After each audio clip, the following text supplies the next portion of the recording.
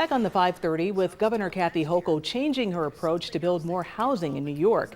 You might remember the backlash from local communities when she insisted they increase housing by 1% a year. Well, she's backed away from that, and instead she came to the table with a carrot. You see that right there, actually a bundle of them, offering up a pot of money of $650 million for communities that step up as a pro-housing. 20 have already been approved. It's all about keeping people from leaving the state because of the cost. Many are staying right in the northeastern corridor. They're going to Connecticut, they're going to New Jersey.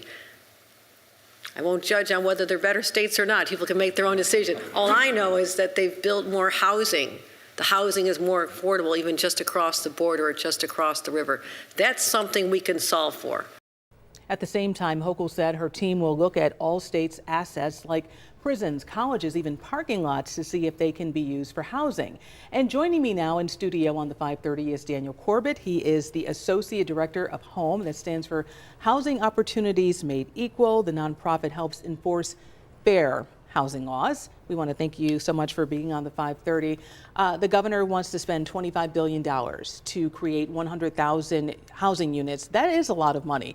Can this plan help with what you're seeing happening across Western New York? It can absolutely help. Right now, Western New York in particular has been in the midst of a critical housing shortage, and we've seen this really building for decades. And while we need to build more housing in our area, we also need to ensure that our existing housing stock is fair and accessible for everyone. You know, the rising costs of rent and mortgages, we were just talking about that off air. Have you seen an uptick in people facing discrimination when it comes to housing? And what can be done because the market is still competitive?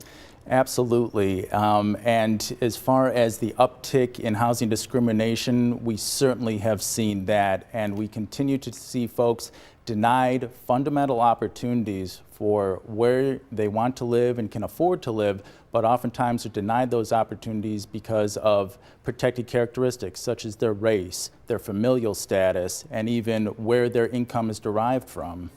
And it is competitive, correct? It absolutely is.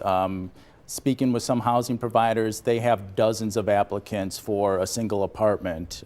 So we advise housing providers to, of course, go through the applications in the order that they receive them, and then to select the best applicant based on the fact that they can afford the rent, they have a good rental history, they're going to take care of the property. But again, they shouldn't discriminate on how the rent is going to be paid, just as long as they can afford the rent. Tell me what HOME wants to see from the state and local government for housing.